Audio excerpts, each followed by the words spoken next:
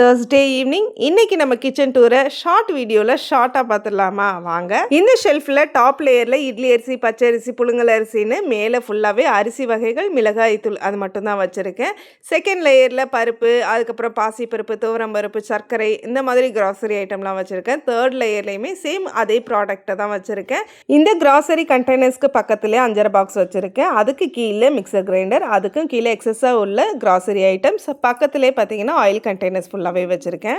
இந்த கிராசரி யூனிட்டுக்கு பக்கத்தில் பார்த்தா ஒரு அவன் மேலே அழகான நம்ம புத்தர் வச்சுருக்கேன். புத்தருக்கு பக்கத்தில் கவுண்டர் டாப்பில் ஒரு ஃபிஷ் டேங்க் வச்சுருக்கேன். இதோட டீட்டெயில் வீடியோ ஃபுல்லாகவே நாளைக்கு கொடுக்குறேன். கேஸ் ஸ்டவ்க்கு ரைட் சைடில் அன்னபூர்ணி தயார், அவங்களுக்கு பக்கத்தில் விளக்குகள்லாம் வச்சுருக்கேன். அதில் ஒரு 5 வகையான ஒரு மங்கள பொருட்கள், உப்பு, புளி இதெல்லாம் போட்டு வச்சுருக்கேன். அம்பாளுக்கு கீழே உள்ள ஷெல்ஃபில் சேம் சைஸில் பாட்டில் வச்சு அதில் நவதானியங்கள்லாம் போட்டு வச்சுருக்கேன். கேஸ் ஸ்டவ்க்கு ரைட் சைடில் சாப்பிங் போர்டு, அதுக்கப்புறமா ஒரு குட்டி உரல், ஒரு கிளாக் ஒன்று வச்சுருக்கேன். பக்கத்தில் பெப்பர், உப்புலாம் போட்டு வச்சுருக்கேன்.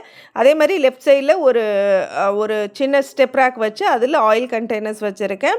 பக்கத்தில் ஒரு மணி பிளான்ட் வச்சு ஒரு சின்ன பேஸ்கெட்டில் விளக்கு வச்சுருக்கேன். பக்கத்தில் ஒரு பாத்திர கூட வச்சுருக்கேன். இவ்வளோ தான் நம்ம கிச்சன். இதை பற்றி தெளிவாக கீழெல்லாம் என்னென்ன ரேக்ஸ் இருக்குன்றதை பற்றி தெளிவாக காட்டுறேன்.